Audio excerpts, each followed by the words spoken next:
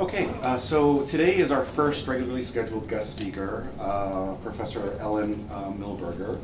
And she is Associate Professor of Christianity and Late Antiquity in the Department of Middle East Studies, formerly known as Department of Near Eastern Studies, and also the Department of History here at the University of Michigan, where she teaches graduate and undergraduate courses on ancient history, contemporary religious traditions, scholarly methods, and Coptic and Syriac language.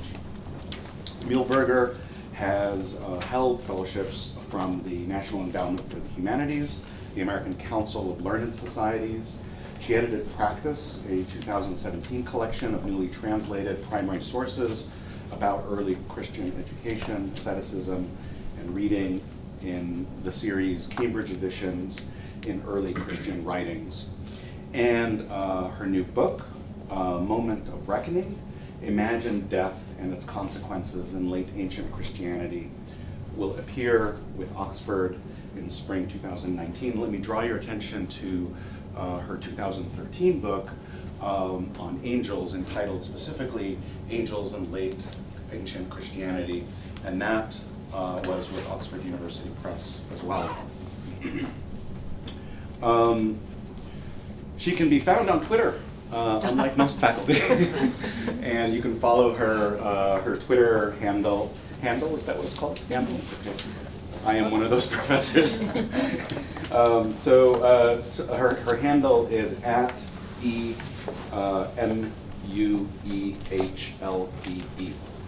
That is E and the first 7 letters of her last name. Please join me in welcoming Professor Ellen Muehlberger. When Professor Ali wrote to me and asked me to do this, he said that y'all were interested in the prospect of designing books, that is, designing book-length projects or something similar, whether it's a book or documentary film or some other creative project that's long and tiring and also original to you. How many of you will be doing something like that, whether it's a dissertation or a master's thesis or some other creative project in the next 4 or 5 years? Is that everybody or most people?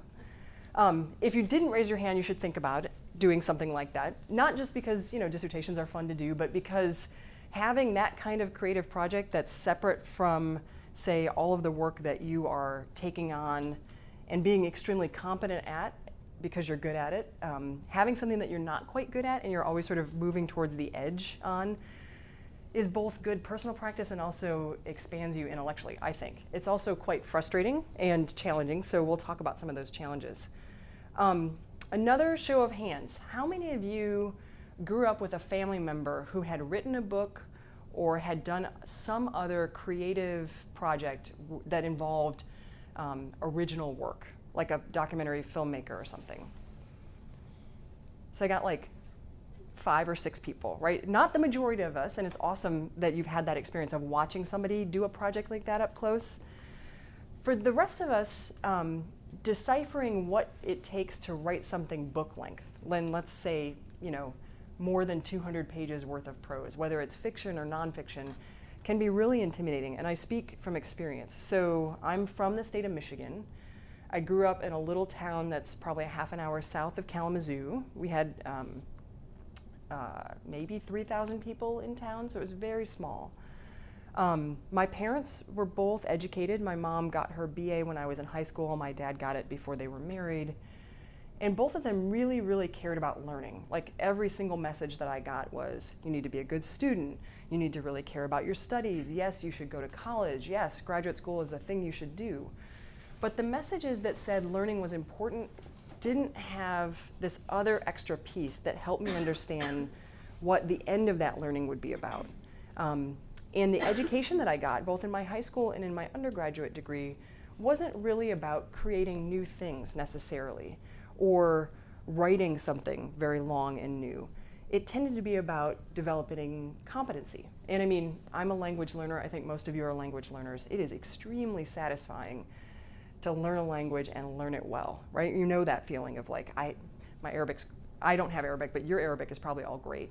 My Coptic right now, because I'm teaching Coptic, is really great. Like I have mastery, I can sight read, no problem. It will probably fall off after I'm done teaching and I move on to another language for a while. But that feeling where you have a handle on the whole system and everything's working great, that feeling is one way of being an intellectual person or having a good education. But that feeling is not part of creating something new, unfortunately. So when I was growing up, I learned you should pay attention to your studies, you should do well, you should really care about books and learning and read all the books you can. And what that meant was develop competency, learn information, learn what other people have said. But it wasn't so much try to figure out what you want to say or how you might end up making a contribution to the conversation. And it wasn't really, until I began to think about going to a PhD program and the end of that PhD program and being a dissertation, I didn't really ever think of myself as someone who was going to write a book. In fact, books were things that were on the shelves and that I collected and that I loved, still do. But I never thought of it as the end point of a process that a human being had gone through and that I too as another human being could go through. It just wasn't on my radar. And so if you haven't lived around somebody or had the privilege of watching somebody up close, especially in your family, do that sort of project, it can feel, at least I speak from my experience, very overwhelming to start imagining yourself as the person who's going to do something as crazy as write a book. Let me look at my notes to make sure I'm covering. I keep saying the word process, and I think it's important to understand that writing a book is actually a process. And there's this lovely thing that sits on the shelf at the end of it, but it is usually the end result of 10, sometimes 15 years worth of work. And not, solid 15 years, but like a person thinking about a topic or getting interested in a topic and over time developing more mastery over it and then knowing enough to be able to write something new in that topic. That can be a decade-long process or a decade-and-a-half long process. And so it can be hard standing at the beginning of that process to look. I'm going to stand myself over here but not get off the screen. I think I've been told that this is as far this way as I can go. It can be hard standing at the beginning of that process to look out and say, 15 years from now, I'm going to have gray hair. Or 15 years from now, I'll probably have a family and children. 15 years from now, I might live in another state. And you're telling me that between now and then, I'm going to go through this thing, and at the end of it, there's going to be 2,000 words or 200,000 words that I've written that are new. That, you might as well tell me that I'm going to land on Mars at some point, because it is a similarly complex and sort of long-term process. Part of unpacking that process is understanding that there's no way to plan your way through it, and paradoxically at the same time you have to plan every step. So when Professor Ali asked me for a title, I titled this Fits and Starts, which is a phrase in English that means without organization, jumpy. Sometimes it works, sometimes it doesn't.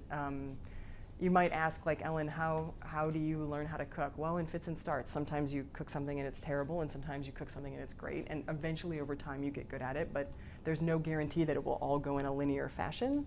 That's what fits and starts as a phrase means, but today I'm going to use it to break up my talk into two bits, the fits and the starts.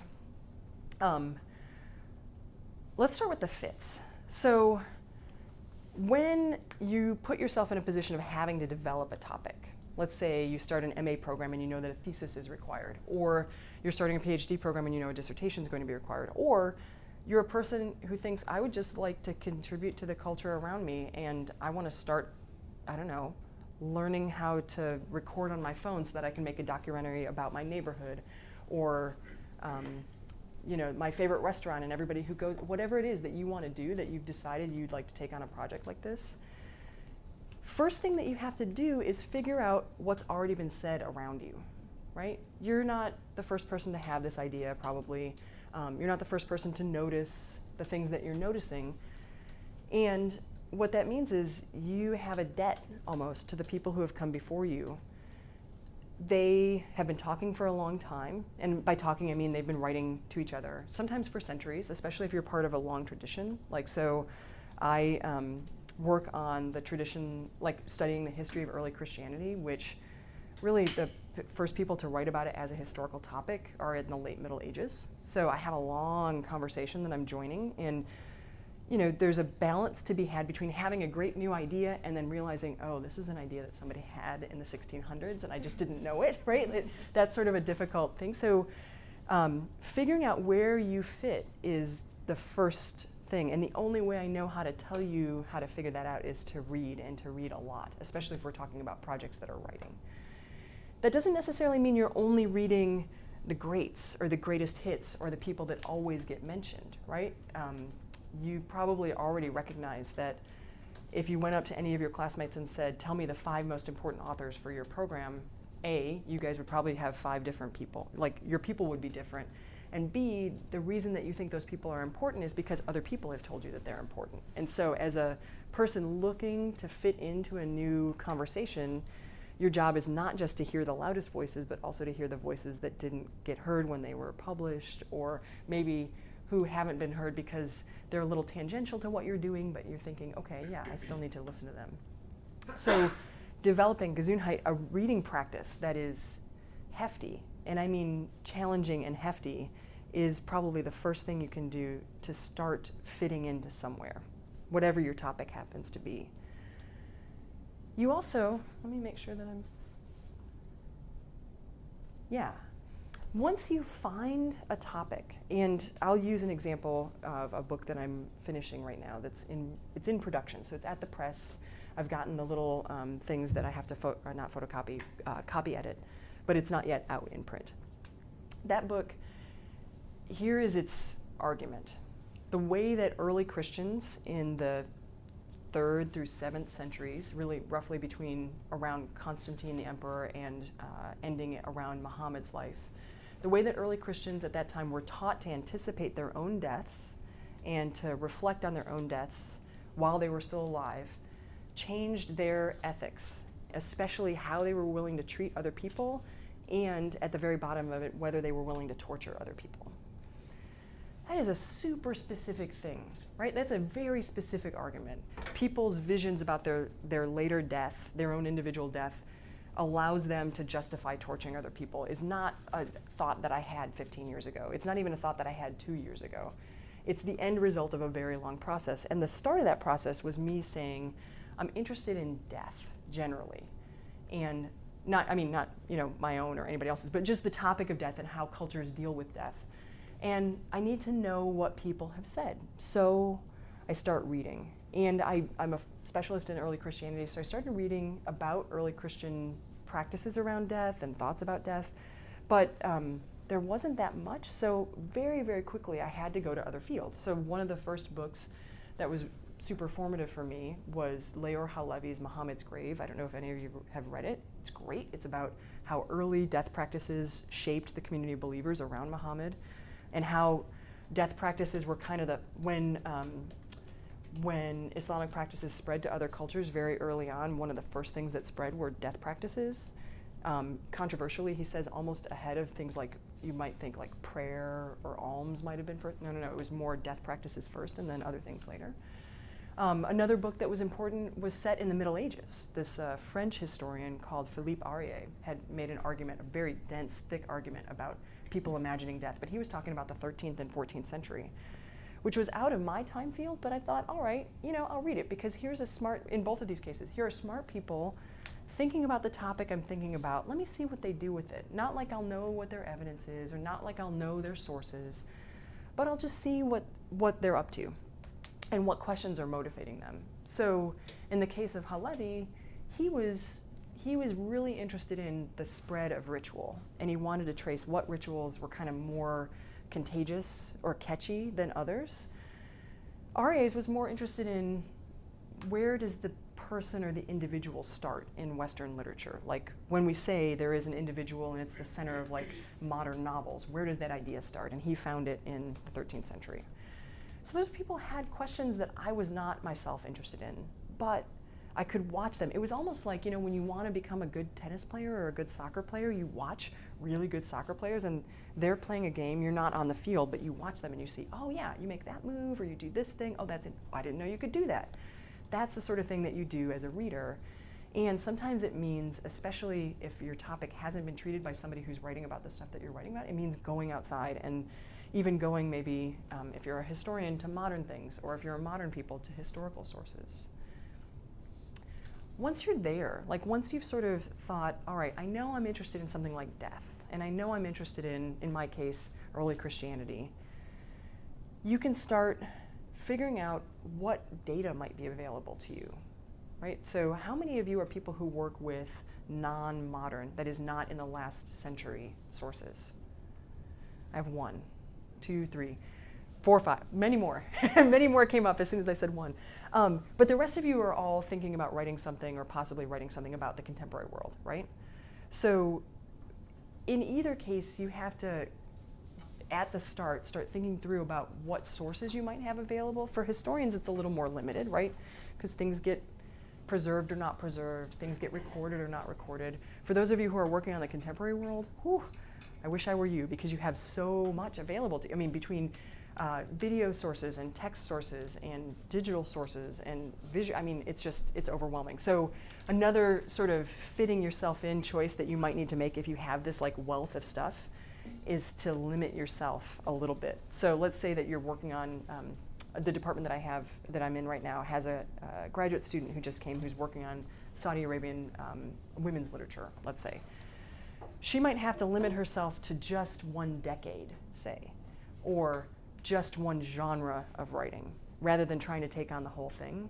So especially if you are a person who's working with modern sources, do yourself a favor and try to fit yourself down into one limiting structure if you can. Because again, standing over here at the beginning of the whole process, it looks like you should do everything. It looks like everything should be yours. And maybe it is, but you're one human being and you have to, like, this is a race, but it's not a sprint. And you have to be kind to yourself and think about ways to make it manageable and humane instead of overwhelming and over difficult. The other thing I'll say about fitting is that, especially if you're in an academic context, but in almost any context, there will be other people who are working on the same topic, unless you've chosen something wildly obscure. And even in that case, there will be somebody else who's working on the same topic. Let me give you an example. I was at a conference this spring, and there's a Syriac writer. His name is John Rufus. He lived in the 6th century. He wrote several pieces of kind of fantastical literature about the outcome of a church council, and in his fantasy, he imagines that church council to have gone the other way, and for there to have been sort of a lot of signs that everybody should have read at the time that the church council should have gone the other way. So this is pretty, it's in Syriac, so like it's pretty obscure, right? I gave a paper about this, and I made an argument about what he was doing with that text. And I'm not joking. I sat back down, there were 3 people on the panel. I sat back down after I gave my paper. My phone was here because I had it out as a timer. I got a text while the next person was talking from somebody in the audience who was like, I too am working on John Rufus. And I too am working on, the text is called The Testimonies. I too am working on the Testimonies. We need to get together to see what you're saying so that I can like, the text said something interesting. It was like, so that we can coordinate or something like that. But it was very interesting because it was a person in the audience who was worried that if I was working on the same text she was, somehow I was going to be on her turf or we were going to overlap too much. So even if you choose something obscure, somebody else will be working on it. And it's a moment for you to take advantage of the fact that you're working on it with somebody else instead of being afraid of it. That's a sort of important thing. When I was working on the book that Professor Ali mentioned about angels, there was another person working on an angels book, and I thought, oh, this is bad. And my advisor at the time was like, no, this is really good. You have a friend, you have like a companion for the trail, because you guys are going to be on this trail for a long time. So even if you choose something that somebody else is working on, you can trust that you're different enough. This isn't, there's only one answer, and one of you is going to get it, and the other one is going to lose out because they didn't get the answer right at the first time. There's enough space that, especially if you coordinate with that person, you can benefit from the fact that somebody else is working on something. How do you find those other people? Well, in my case, you go to a conference, or sometimes you can use social media, right, to tweet or to Instagram, or I guess Snapchat wouldn't work because that's the one that disappears. Am I right? Like you wouldn't really use that, but or Facebook about your research, even at the very beginning of it, just to be like, who's out there working on this?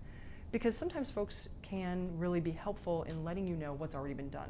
There's the model of finding the prior research by you sitting in the library and looking through all the databases and combing through everything, or there's another model that's you can talk to somebody who's working on something but maybe is a couple years ahead of you, and you find out, oh, if I want to work on colonialism in Egypt and all I know is about like Timothy Mitchell and mosquitoes, here's somebody else who actually knows all the rest of this stuff and can kind of help me get my way through it.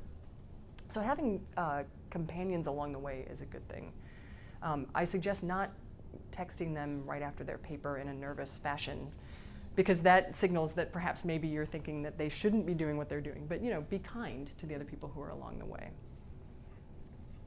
Let me check my notes. And let me stop right there and see what questions you might have or things that you've thought about as I've been talking. Please. One thing you were talking about is the use of both the primary and secondary sources, and I was wondering, what do you view is like the importance of viewing something that's an original language, and if it's in a language that you don't already speak, what are some helpful tips? I have a story about just this. So, part of the death book that I just worked on, it became clear pretty quickly that there was a text that was important for the argument that I was making. The text was originally written in Greek. All but about 4 pages of it, 4 manuscript pages of it, survived in Greek. Great. But the 4 that did not survive in Greek survived in Armenian, which at the time I did not know. And you'll notice I say at the time, because it was like what that piece said was so central to what I needed to do that I ended up recruiting a friend of mine. We had studied Syriac together and would often Skype and just be reading text that one of the other of us was working on. And every single time I got to get this is Adam Becker at NYU. I would say, Adam, I found another thing. Because there had been a couple things in my career where Armenian, if you don't know this, is an important language in and of its own self. But it's also important for after a certain church council in the 5th century, a lot of sources that would have survived in Greek or were written in Greek only survived in Syriac, Armenian, or Coptic. So it's really, really useful to know all 3 of those languages if you're a church historian, because then you get access to these texts that otherwise you don't.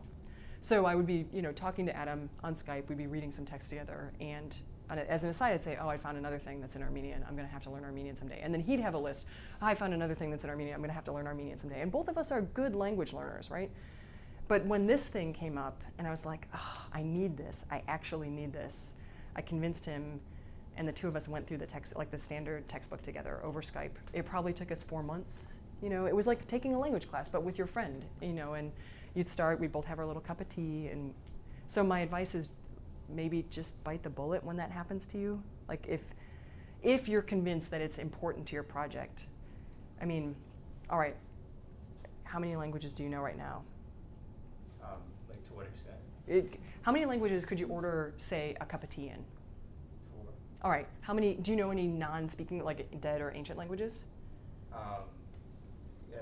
All right, so let's, that all right is gonna signal 2. Let's say it signals 2, maybe, whatever. At the very least 5, right? So we've done 4 out here and 1, possibly more. You can learn another one, right? Right? Is there anybody in here who couldn't do another one? You can, you really can. So I say that not to encourage language collection, which I'm a language collector. I spend a lot of time, just thinking, oh, I need this one, I need this one. But when it comes down to it, I needed that Armenian. The project was not going to be as valid without it.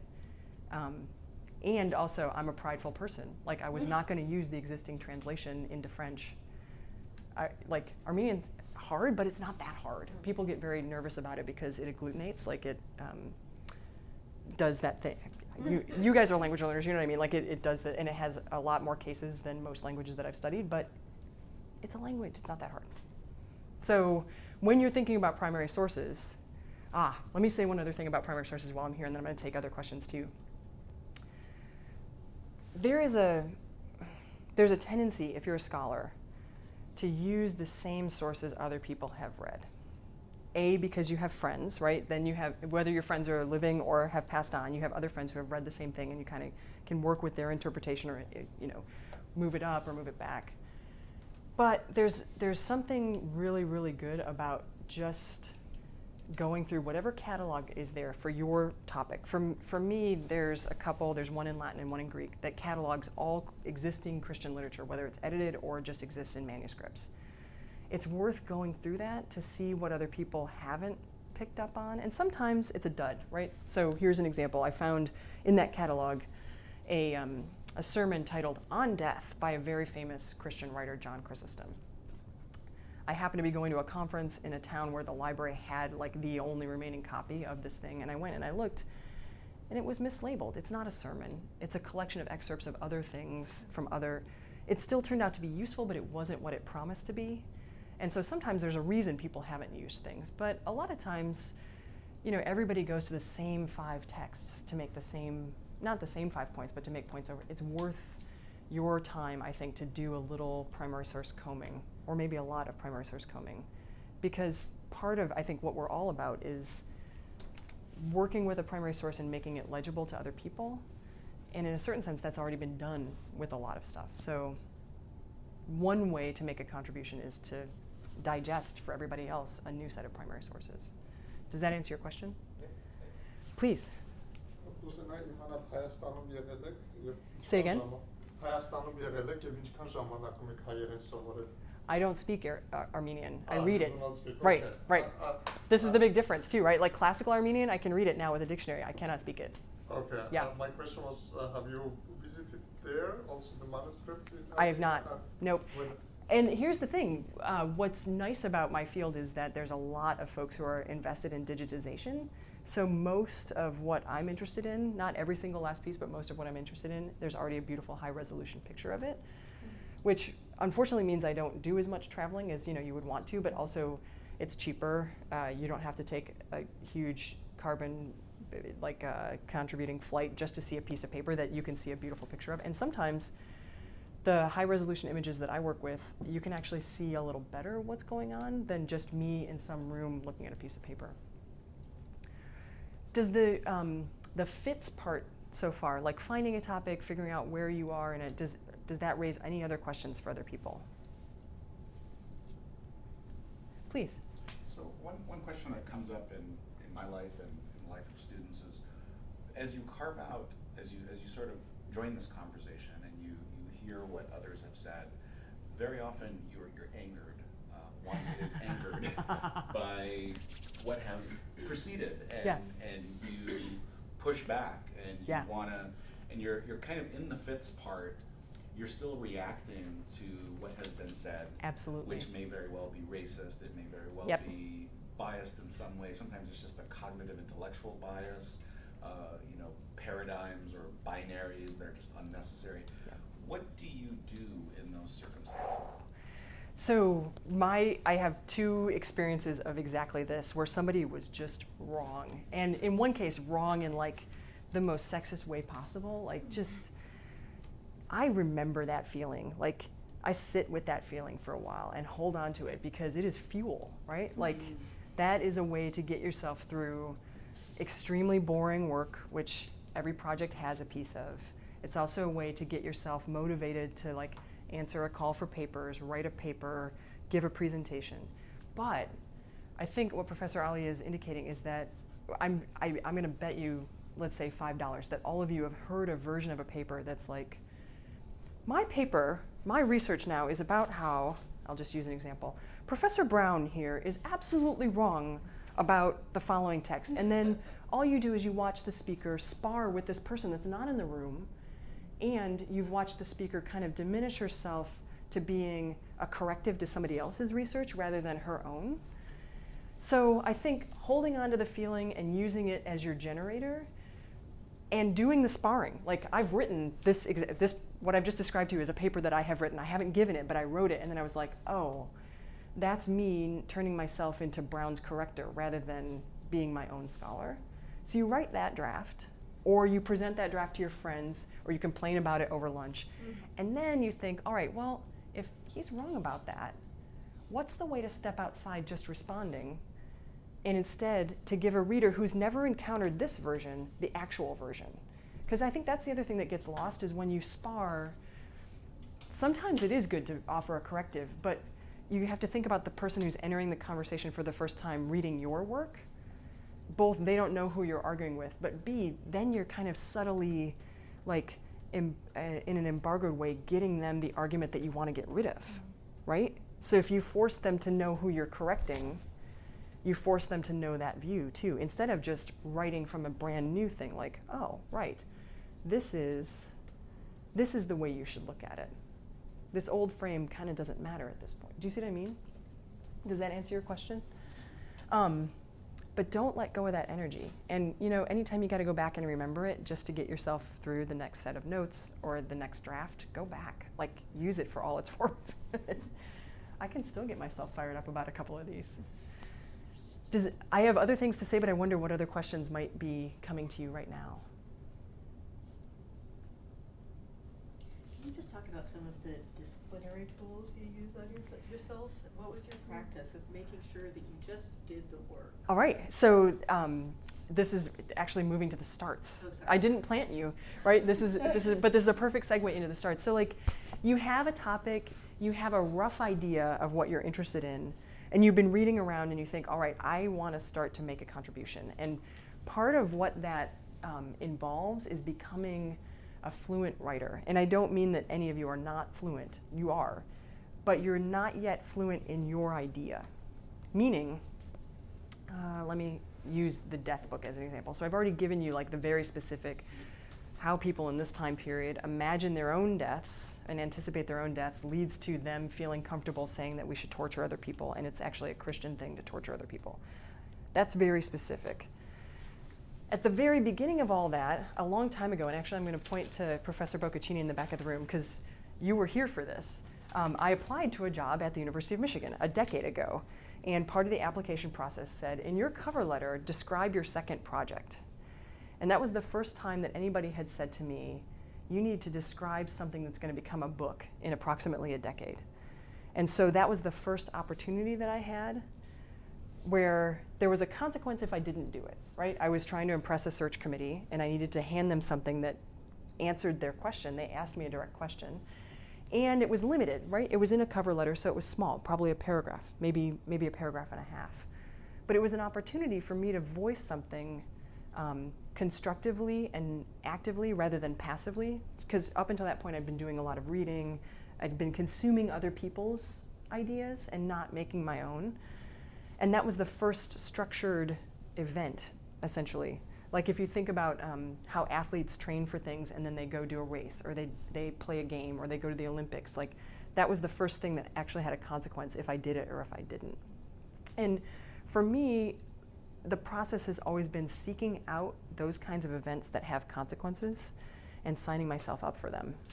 So, the process of applying for jobs does it, but also applying for grants, applying for internal money, like CMENAS is offering $50 to anybody, like whatever it is. If there is a thing that has money attached to it or evaluation attached to it, or frankly, sometimes I do this where I'll say to a friend, in a month I'm going to give you a draft of this.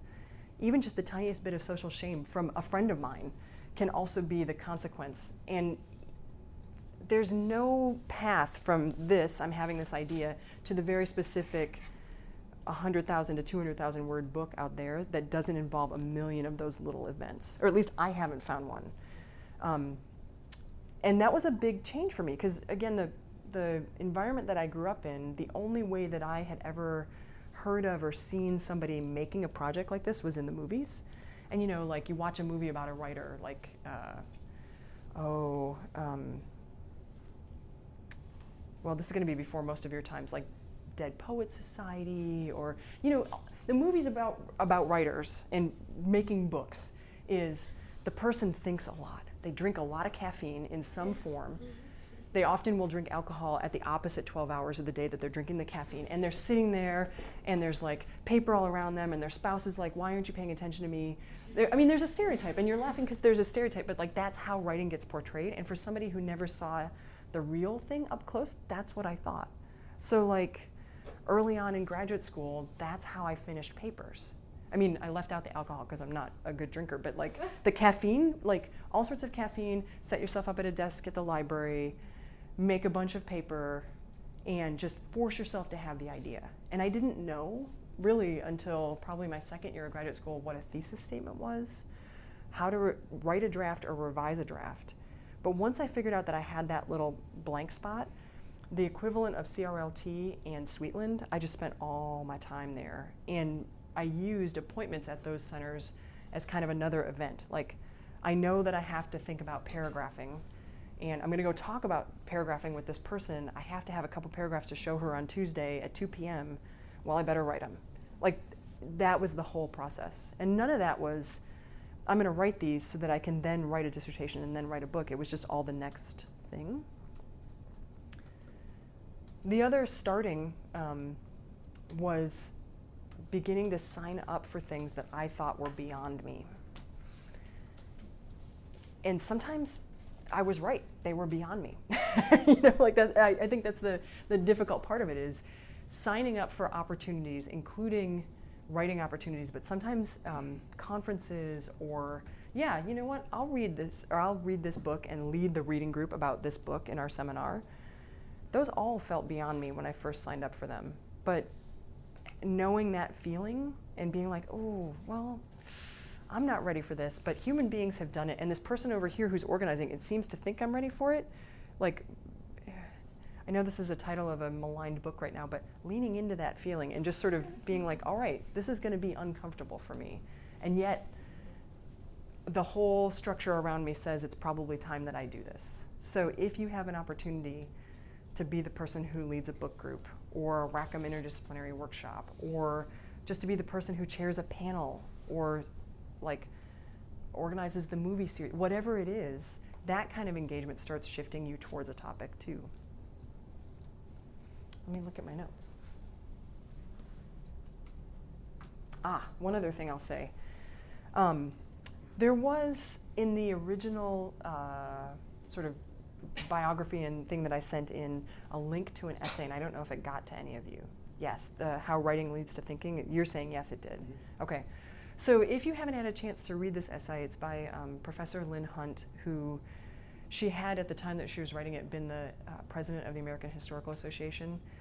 But she says far more eloquently than I just did the thing where you need an event to get you to try the next thing, and to try the next thing, and to try the next thing. There is no moment where you can just sit and think about your project and have it turn out. You have to actually commit words to paper. And the way that I think about that process, again, she's way more eloquent about it than I am, but I think about it in the same way that you might train up a machine to evaluate something. So how many of you have had contact with like artificial intelligence or machine learning? I've got one. I've got two. Yay. So, but all of you have had contact with like your phone, right? And how your phone has learned, you know, my phone has learned that I use certain words, and it will predict certain words in a pattern, right? That's a way of a machine learning what has happened in the past and being able to act in a new way in the future.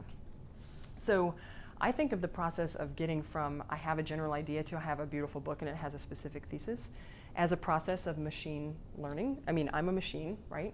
And at the beginning of that process, I'm saying things that are nonsensical and might not even be syntactically and grammatically correct, right? Like I'm saying things like, death is important in early Christian tradition, which may be a true sentence, but is not, you know, that beautiful, lovely, precious, and specific thing. Or early Christians cared a lot about death.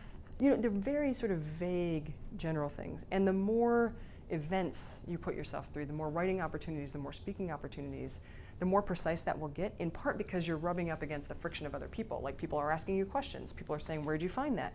What source are you using? How are you just, that's a weird method. Why aren't you using, like that kind of friction trains the machine to the point where the output gets more and more specific and kind of more and more interesting. Like, death is important in early Christianity is totally true. It really is, but it's not interesting at all, right?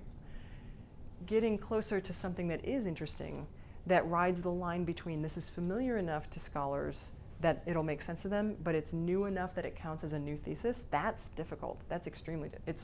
It's terribly hard to train a computer to do it. It's, I think, even more hard to train an author brain to do it.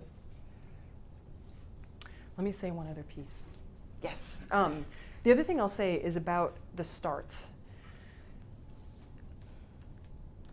I think that, especially if you're in an academic setting and you're aiming towards a thesis or a dissertation, but in any setting, it can feel like all of your attempts or starts or events should all be the same thing. Like, it should be finish a chapter, well then finish the next chapter, and finish the next chapter. And I would encourage you to seek out situations that are a little bit more varied, not just in terms of length, right? So assign for yourself to meet your friend next Friday and deliver to her a 2-minute description of your project.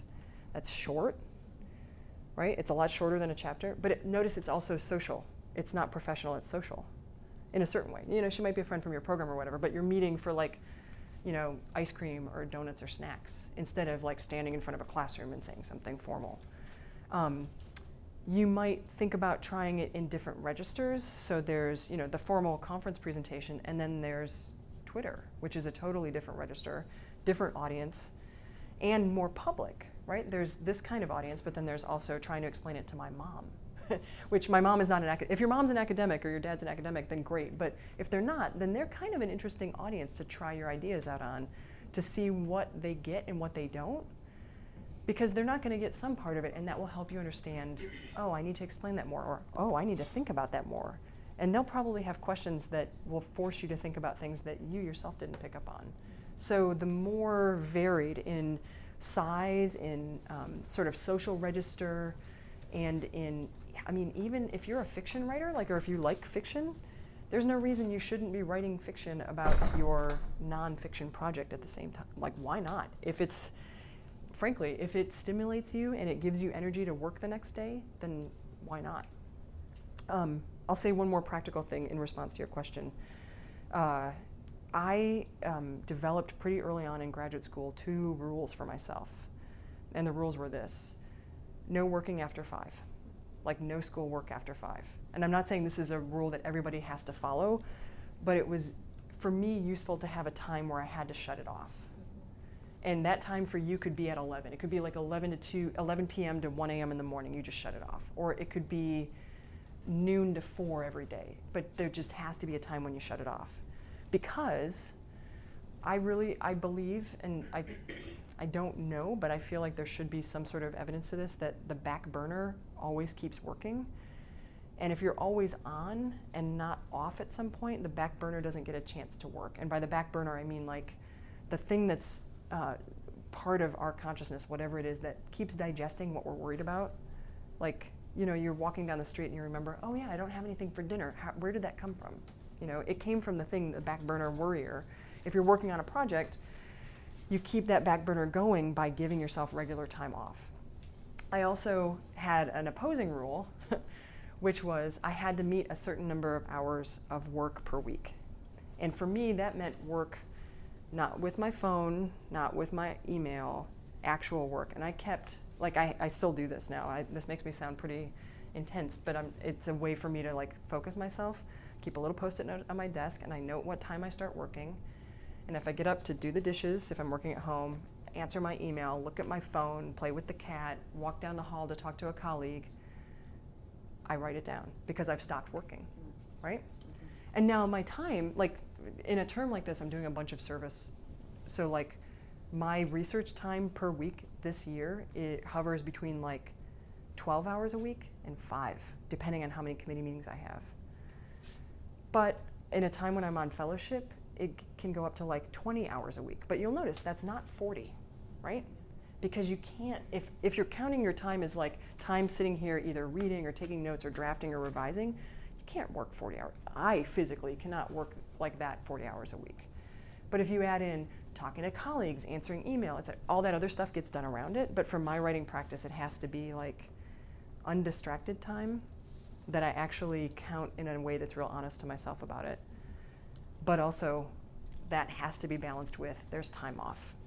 So my first couple of years here, I didn't have a whole lot of service, and I had some pretty big deadlines coming up. So I experimentally set my limit for the week at 16 hours. And when I hit 16 hours, I stopped. If it was Thursday morning, then I got to do other stuff. And there was always other stuff to do, you know, like I want to read this book for my next class, or, oh, there's somebody I want to go have coffee with in another department. Like there's always other stuff to fill in. But I was pretty intense about fulfilling both of those rules just to keep myself honest about the amount of time I worked and also to give myself time off. Does anything I've said raise other questions for other people?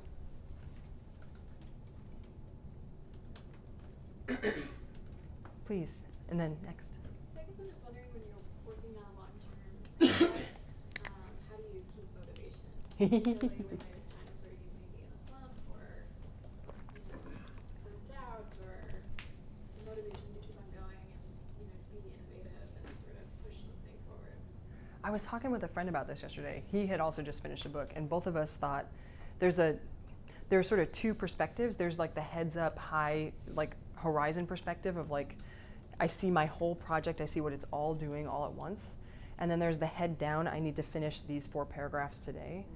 And I'd say spending like 80% of the time in head down mode is a trick. I mean, it's hard to do because you always want to, I always want to kind of pull up and think the grand thought, because that's the part that feels really good. You're like, ooh, I had this great idea. Like right now I'm starting a new project. I have this great idea about surfaces and how things seem and how identity lies under the surface for ancient people and what kind of signals, and that hooks into very, very traditional discussions of epistemology. So like there's something really awesome out there. I have no idea what it is right now, but I know that my next job is to write a 750-word description of a chapter. And for me it's always emotional in a certain sense, like trying to enjoy that emotion of the big picture, but set that aside and say, oh no, the next thing that I have to do is this, and it's very small. It's a challenge, but that's the only way I know how to do it. Keeping the motivation, all of you, if you're writing, what's beautiful is if you have a seminar paper due, getting that done by the deadline is a pretty great motivation. If you have a dissertation done, that you're getting that done and getting a degree at that, that's a pretty nice motivator. Or if you have a tenure track job, getting that done before, like there's built-in structure all around you, but the day-to-day stuff is more about, I think, just focusing on what you have, even when it feels good to not. And then you had a question. Yeah, it might have fallen into the last That's right. section of things, but I had a particular situation in which I was working on a project with somebody, and we had engaged in a lot of conversations together about it. It came to a point where he no longer wanted to engage in the project, but it became very difficult to parse out whose ideas were who. Ooh, yeah. And so I was wondering if you had any experience or tips on something like that. That's a great question. So probably 2 years ago, there's a woman who now works at University of California, San Diego, who's a rabbinicist. She works on, I'm mostly about early Christianity, and she's mostly about Judaism at the same time period. And we had a thought that we were going to write a book together. And the way that we went forward with that thought was, let's see if we can write a chapter of a book together. Namely, let's try out an article length thing, like 12,000 words, and see what that does. And by the end of that, we're both still friends. We're both intellectually matched, but we were like, we're not going to write a book together. And it sounds like, in your case, you've had the majority of the idea together, and now trying to figure out how to untangle that, especially if he does he want, or he or she want to continue on their own? Yeah, it just seemed like we had diverging interests in a particular topic. Yeah. So for example, he was really interested in writing about class inequality. Yeah. And I was interested in things related to ethnicity and race. Okay. And those types of paradigms. We decided it wasn't really the same project that we wanted to work on anymore. But some of the starting premises we came to through conversation. Yeah. I mean, it could be as simple as whenever you write this, including as a seminar paper, including a note that says, a lot of this started when I had conversations with my friend John, and he's now working on something else. I can think of articles too that I've seen published where people will note conversations that they've had at conferences, or so and so gave me this reference, or in the case of Armenian, I thank Adam at the beginning of my book, thank you for slogging through Armenian with me over Skype. It's never bad to spread that kind of gratitude and acknowledgement around. But at the same time, it sounds like you're headed down he's interested in class, you're interested in ethnicity. Those are sort of two different takes on the same thing. Yeah. What other questions arise? Yes, please. So you talked about your idea of not working after 5. Yeah. I also try to apply that in my life too. I'm a researcher in machine learning and language. I find that in natural language processing, I find that very difficult to do because most of my project I have collaborators, and it seems like most of my collaborators like to work in the evening. And sometimes they will not reply to my things until evening. They will send something to me, and I feel that I have to reply in a timely manner. Right. But I don't want to work after 5, but I have to. How do you deal with? Well, I have a couple of ideas. The first is paying attention to who, like if there are ranks involved, maybe the privilege of having somebody else on your team having a higher rank than you is that you have to work on their time rather than yours. But if you're an equal member and there's no rank being pulled, like you're one member of that team as well, and your preference for schedule matters. But of course it doesn't, like for me, it is after 5 only because I don't use an alarm really to get up early. I just sort of naturally get up early. But there are people who naturally don't get up until 11 in the morning and then go to bed at like 3 or whatever. So it doesn't, like the time, there's nothing good about it being 5 p.m. as the end point. It's just that there is somewhere in your day an end point where you stop working or stop thinking about it. And I wonder, especially if you've got a go-go project where other people are depending on you, you might have to suspend that for a while. But if you're thinking just on your own, or if you can work on a schedule with your collaborators to give yourself some time off, I think that's useful. Yeah, please don't go away from this thinking I must stop at 5 p.m., like the absolute time of 5 p.m., just that there has to be a stoppage somewhere. And if your stoppage is, I actually sleep from 6 until noon, and then I get up, and then I work from 4 until 10, whatever it is, it doesn't matter. It's just that there is a time off. What other questions? Please. How would you advise balancing coursework and also pursuing your own independent project, especially at the beginning of your degree when you're spending a lot of time on classes and not necessarily finishing a project? So my thought about that is whatever degree you're in, if you think about the degree as the reward you get for doing the requirements, like doing well in the requirements is sort of priority 1, right? Like there's certain classes you have to take, whether they overlap with your topic or not. You can take them in a way that you reflect on your topic. So here's an example.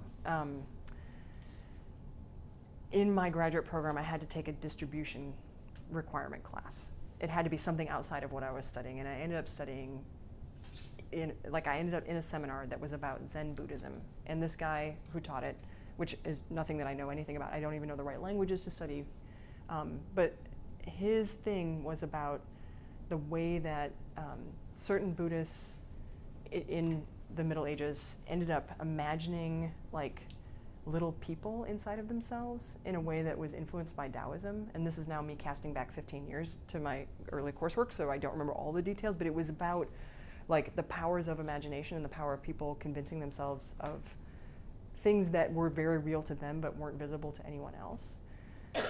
Some of the stuff that we read in that seminar ended up being super useful for me when I started writing about angels, which are super real to all the people writing about them, but not visible in a way, and especially not real to a scholar writing about them in the modern world. So some of the same kinds of methodological questions or general intellectual questions ended up applying. That was sort of luck though, and sometimes you just have to do the class that you don't want to do, but it is a requirement. I would say if you can work with people to have your topic, if you already have a thought about it, be part of the work that you do for the class, great. But if not, everything feeds the system. I think,